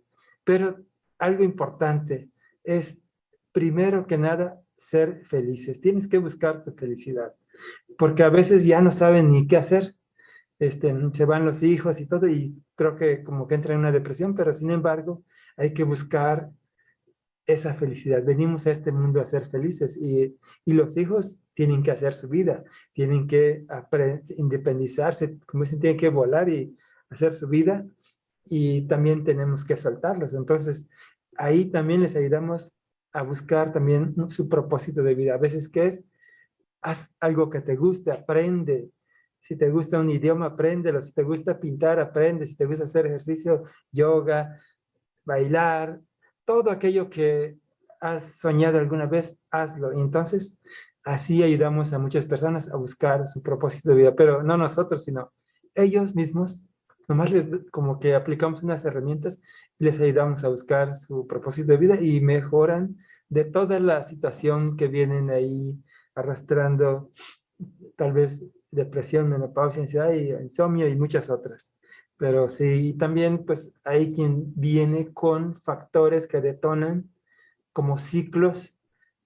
Por ejemplo, una madre tiene un hijo o hijos que de repente alcoholismo, pleitos o maltratos, violencia, abandonos. Entonces, también hay esas situaciones y estamos ayudando a las personas, pero vuelve a estar en ese ciclo y vuelven a recaer. Entonces, hay que también aprender a detectar estas situaciones para poder ayudar a otras personas. Muchas gracias. Gracias, Gustavo. Recuerden la terapia, la logoterapia de Viktor Frankl, que a pesar de estar en la situación más difícil de existencia, que era un campo de concentración, él encontró una manera de tener un propósito de vida y después desarrolló su psicoterapia, ¿no? La logoterapia. Mayra, ¿ibas a decir algo? Es que nos conectamos, no cabe duda que los inconscientes se conectan, doctor, porque exactamente eso es lo que le iba a comentar, que todos las personas deberíamos de leer, bueno, yo ya lo leí por supuesto, El hombre en busca del sentido, que es de Viktor Frankl, que también fue psicoanalista y también fundó logoterapia. Y yo creo que después de leer ese libro, yo creo que cualquiera nos preguntaríamos que después de pasar eso, cualquiera puede ser feliz, ¿no? Después de pasar esa desgracia, bueno, en el libro de Job, creo que Job y él, bueno, hay muchos seres humanos que han sufrido muchísimo, pero yo creo que pocas personas tienen esa resistencia que tuvo él. Entonces, después de leer el libro, yo creo que muchos podemos encontrar verdaderamente el sentido a nuestras vidas. Gracias, Mayra. Rodrigo, ibas a hacer otro comentario. Sí, así es, doctor. Mire, precisamente quería reafirmar con esto, ¿no? Algo de lo que dijo Viktor Frankl, que él fue un sobreviviente de la Segunda Guerra Mundial, ya estaba a punto de morir cuando prácticamente se salvó y pudo seguir, y dijo algo de los principios, ¿no? Que siempre debe de haber un sentido de vida para poderles dar un valor a lo que nosotros estamos viviendo, y que eso no importa tener dinero o tener cosas, sino que simplemente el observar la naturaleza, lo que él hacía, ¿no? Él no tenía nada, pero él veía a la naturaleza, veía el cielo, y por algo de eso quería vivir, quería seguir vivo. Ahí me acuerdo que ese libro dice que personas cuando les daban la mitad de un bolillo o de un pan, las personas cuando cambiaban esa mitad de bolillo por un cigarro es porque ya estaba destinada, ya estaba consciente que ya no quería vivir, ya no tenía sentido de vida. ¿Sí? Entonces, pero aquí prácticamente me voy a lo que es la espiritualidad. La espiritualidad depende mucho del nivel de conciencia que uno tenga. Si uno no tiene un nivel de conciencia, en realidad, quién eres, para qué estás aquí en la tierra, cuál es el sentido, ¿sí? Y si no tienes un sentido de vida, es cuando la gente está, o sea, no encuentra la espiritualidad y anda buscando la felicidad en un tercero, ¿sí? Por medio de un tercero, por un objeto, por una persona, por alguien que quiere llegar a amar para sentirse feliz. Él debe de encontrar el ser humano, que está hablando de hombre y mujer. Tenemos que buscar prácticamente la espiritual interior para que después al exterior demos amor, que es uno de los principios de los iluminados, ¿no? Está Jesús, está Buda, está Mao Zedong, o sea, muchas personas que generaron amor por el prójimo, y entonces llegaron a ser iluminados, ¿no? Entonces, eso es lo que yo quería decir, ¿no? Que para empezar a tener espiritualidad, tenemos que tener primero un sentido de vida. Consciente y constantemente con el sentido de vida tenemos que tener un nivel de conciencia. Al generar conciencia, se genera responsabilidad. Y cuando tenemos esa responsabilidad, prácticamente empezamos el camino a la felicidad interna, que prácticamente lo tenemos que demostrar prácticamente con nuestros seres vivos de la Tierra, tanto nuestros mismos, con los seres humanos, como también con toda la naturaleza, porque ya la estamos destruyendo. Estamos destruyendo más de lo que puede generar la Tierra. Y si no hay un cambio espiritual de toda la humanidad, uno mismo va a destruir lo que con gran esfuerzo se ha podido lograr en millones de años, ¿no? En miles de millones de años, más bien. Ese era mi comentario, estimado doctor Jaero. Gracias, Rodrigo. Me quedo mucho con el tema de que la espiritualidad necesariamente tiene que ver con el concepto de unidad con todo, ¿verdad? Con la madre tierra, con el universo, etcétera, que es otra forma de también conceptualizar la espiritualidad, una de tantas maneras. Raquel, ¿alguna otra pregunta? Sí, doctor. Fernando Langarica dice, ¿se puede estar siendo y dejar de estar siendo simultáneamente? Yo creo que sí, desde el punto de vista de la psicología transpersonal y de algunas prácticas espirituales, se puede dejar por algún momento el sentido del ego, o sea, de la individualidad, para pasar a una concepción, aunque sea momentánea, de unidad con el todo. Es cuando nos desprendemos del ego, del individuo, de la individualidad, y logramos tocar, son las experiencias cumbre en donde nos ponemos en contacto con el todo. ¿Sí? Así es. Bien, bien, doctor. Hannah Arendt dice, habla de la otredad. La persona en verdad puede sentir y vivir en el otro sin incidir fuera de su esfera de incidencia. Yo creo que siempre estamos en relación con el otro, ¿no?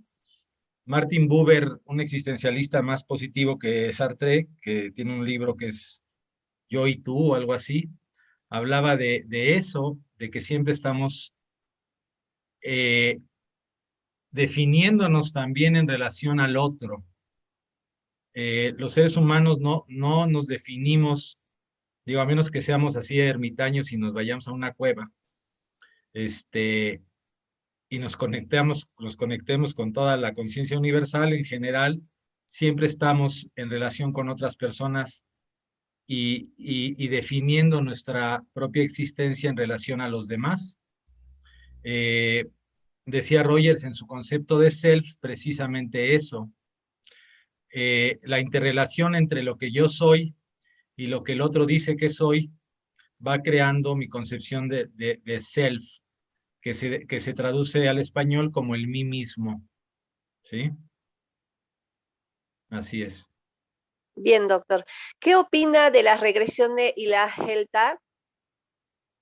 Las regresiones, bueno, yo creo que son cosas delicadas y que se deben de hacer con gente realmente profesional. Hay diferentes formas, la hipnosis es una.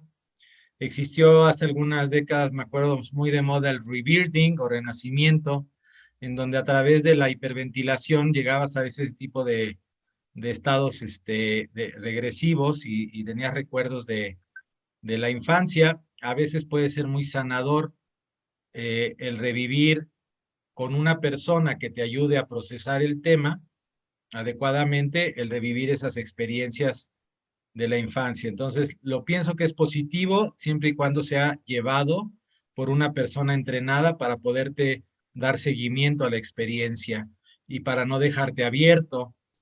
Eso es muy importante. Hoy en día vivimos en un mundo en donde hacen un chorro de ceremonias y de cosas y dejan a las personas abiertas, no tienen entrenamiento y puede ir la persona y suicidarse, ¿verdad? Porque no le ayudaron a procesar eso que recordó, por ejemplo, ¿no?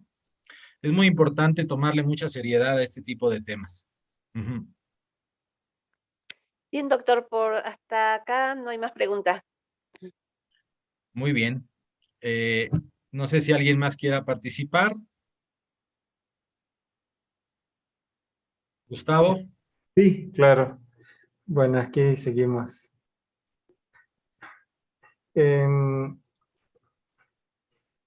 Bueno, sí, como dice, efectivamente es importante tener alguien que te ayude a interpretar adecuadamente todas estas situaciones, porque hay traumas que son muy fuertes. Podemos decir, una persona que viene a una psicoterapia, le hacemos una autosugestión hipnótica, se le hace un tapping o incluso una regresión, como dice, por hiperventilación, puede recordar un trauma tal vez como una violación, un abandono, algo, o incluso recuerdan también cosas de pequeños, y a veces no entienden, no logran entender cosas que pasaron y eso como que queda muy marcado. Entonces hay que ayudar a entender, interpretar, a guiarlos para que superen esa parte. Todo es importante también que tengan confianza. Aquí llegan, sí, muchos se abren y algunos no tienen esos recuerdos y a veces no lo transmiten, o no sé si es por vergüenza o porque es muy doloroso, a veces les cuesta abrir y soltar ese dolor o ese bloqueo que tuvieron. Pero pues tratamos de motivarlos a que si superen, hablen de ello. Y sí, varios logran el alivio, vuelven a revivir, como como a digerir ese dolor y hay una liberación. Pero es un poco complicado, no todos. Hay personas muy cerradas que casi no quieren hablar de ese tema, que prefieren quedárselo que expresarlo y soltarlo. Eso hemos tenido también la experiencia por acá también. Muchas gracias. Yo creo que todos los seres humanos estamos en proceso, ¿sí? Hay un momento para todo y cada quien está en una diferente etapa de su proceso personal. Rodrigo, ¿ibas a comentar algo? Sí, doctor, disculpe, pero yo creo que estoy interviniendo mucho. Lo que pasa es que ahorita lo que acaban de comentar sobre esas emociones, esos secretos, en la psicoterapia transpersonal se manejan secretos, se manejan también, digamos, promesas. Entonces, hay secretos que por el secreto que es que primero se entierra, pero después puede nacer o crecer con uno de nuestros, más bien, con nuestros futuros hijos o nietos, puede llegar a salir ese secreto que no se puede decir, porque hay secretos que las familias saben y están callados, precisamente.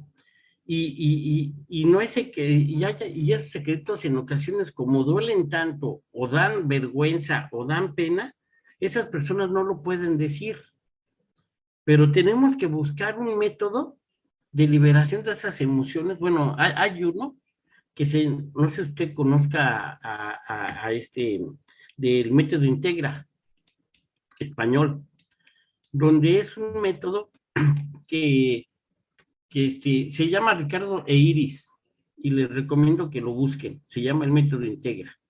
Este método, lo mejor, doctor, es que no se le pregunta qué fue lo que le está haciendo sufrir, porque se le pregunta directamente al inconsciente. Es una técnica donde se le pregunta al inconsciente si tiene culpa, si tiene secretos, si tiene rencores, y en ocasiones el ser humano, como eso le pasó ya sea en el vientre o viene ya transgeneracional o viene de la vida contemporánea, pero hay muchos sucesos que se olvidan en el consciente, pero en el inconsciente se quedan.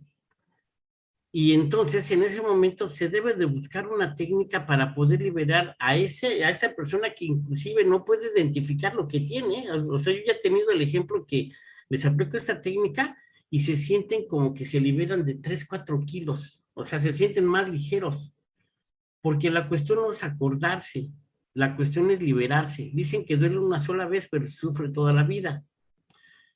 ¿Por qué? Porque se queda esa emoción atrapada, ese sufrimiento, esa culpa, ese rencor.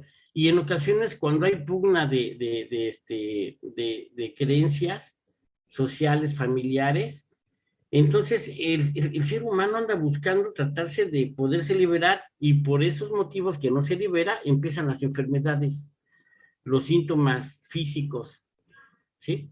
Entonces, aquí algo que se me pasó decir hace rato es que no es lo mismo un psicoterapeuta que un terapeuta. El psicoterapeuta tiene un compromiso muy fuerte, porque sí tenemos que ayudar a las personas a que identifiquen en ocasiones el por qué están sufriendo. Pero un terapeuta que no sepa manejar bien lo que es la psico, puede llegar, en vez de ayudar, a perjudicar al tercero, a ese paciente que quiere buscar y que ya tiene una gastritis, que ya tiene diabetes, que ya tiene hipertensión, cualquier otra medicina, bueno, otra enfermedad.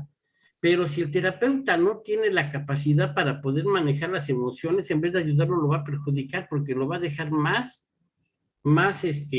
vulnerable a que esa enfermedad crezca o le padezca otra enfermedad a un tiempo no muy lejano. Entonces, quería comentar eso, ¿no? El terapeuta debe ser integral, porque ya se necesita que seamos integrales. No podemos nada más trabajar una sola cosa, ¿no? Sino que tenemos que ser integrales, tenemos que tratar de buscar de ayudar a la persona en lo emocional, pero también en ayudarle a que se pueda liberar de esas enfermedades psicoemocionales que le están generando un padecimiento físico. Cuando un terapeuta ve lo emocional, sin que sea psicoterapeuta, y puede aplicar una técnica tanto emocional como una técnica que le pueda ayudar para poder restablecer el estado físico del cuerpo, se van a poder tener más avances, porque entonces ya estamos manejando terapias integrales para la salud del ser humano, inclusive hasta de cualquier ser humano o vivo de la Tierra. Quiero comentar eso nada más. Muchas gracias, doctor. Decía un autor que la ansiedad es justamente la capa arriba del darse cuenta del dolor. Es decir, la ansiedad, que se define como un miedo a algo desconocido, no es algo desconocido, es decir, es al darse cuenta de algo que nos causa dolor, ¿no? Cuando rompemos esa ansiedad, esa capa, y logramos tocar y reconocer lo que nos causa dolor, esa ansiedad desaparece, ¿sí? Alfredo, ¿vas a comentar algo?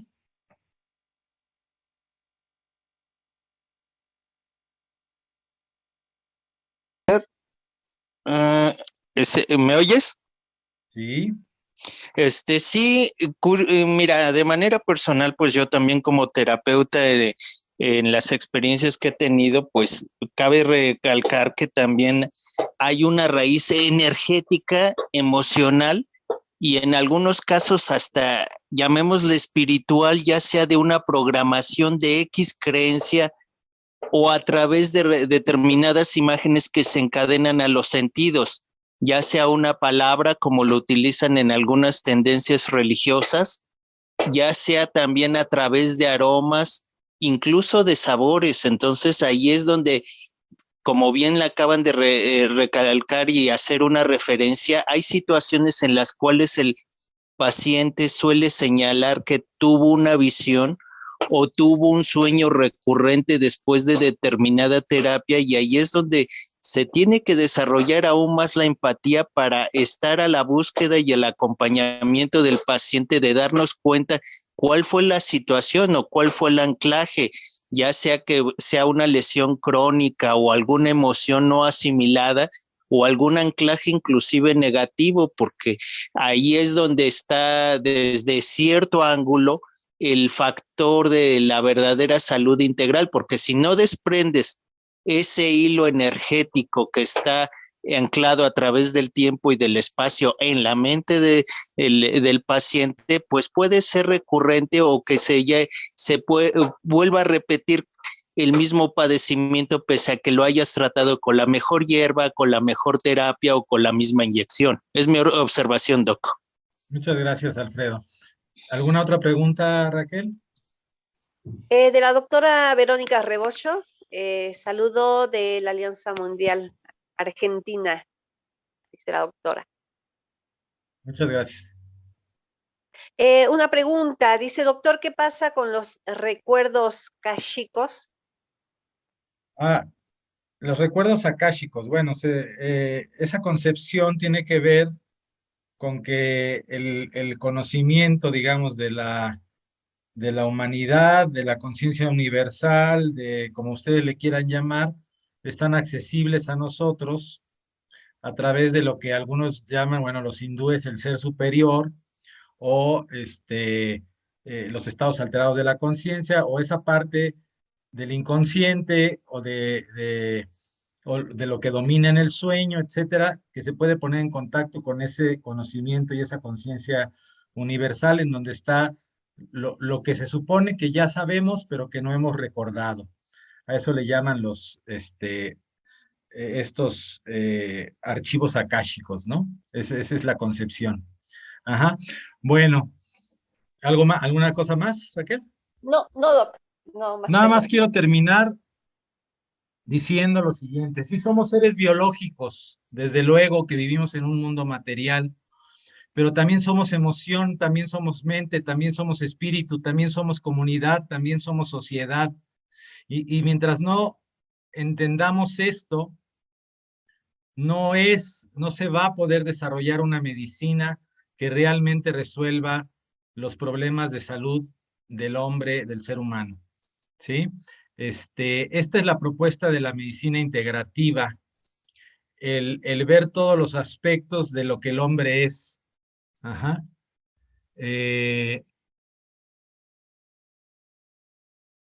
Dice Shumito, ¿cuál es la parte integrativa de la sinergia? No entiendo muy bien la pregunta, Shu.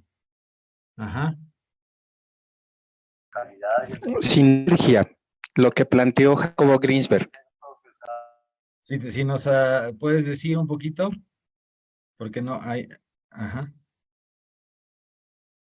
Bien, justo lo que estaban planteando de la unidad y de los trabajos que hacía Pachita en relación a materializar precisamente órganos y hacer operaciones.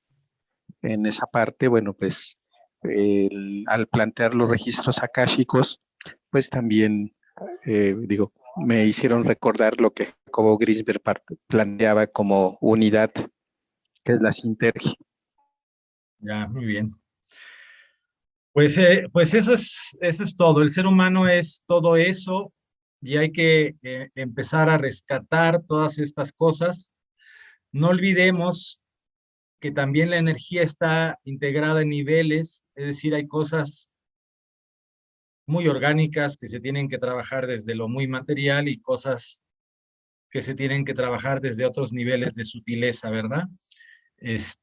Por eso la medicina integrativa plantea la reunificación o el renacimiento de la medicina a través de tomar todo esto nuevo, pero también partiendo de lo que hemos descubierto en el pasado, en el muy pasado, pero también en la medicina moderna, ¿por qué no? Y poder tener una visión más completa de lo que es el elefante, ¿verdad? Como hemos platicado. Es fundamental que todos los que nos dedicamos a la medicina abordemos también estos aspectos para poder darle una mejor solución a los problemas de salud de nuestros pacientes. Con esto pues terminamos el seminario del día de hoy, agradeciendo como siempre a todos de todo corazón su presencia aquí y en todos estos seminarios. La próxima semana vamos a ver los paradigmas de la medicina, para luego pasar, como les decía, a que todos juntos hagamos una definición de los nuevos axiomas, de los nuevos postulados de la medicina integrativa. Muchísimas gracias a todos y que tengan muy buenas noches. Gracias. Gracias, Raquel. Hasta luego, doctor. Gracias, gracias. Buenas noches a todos. Buenas noches. Buenas noches. Buenas noches. Buenas noches a todos también de este lado. Abrazos. Buenas noches.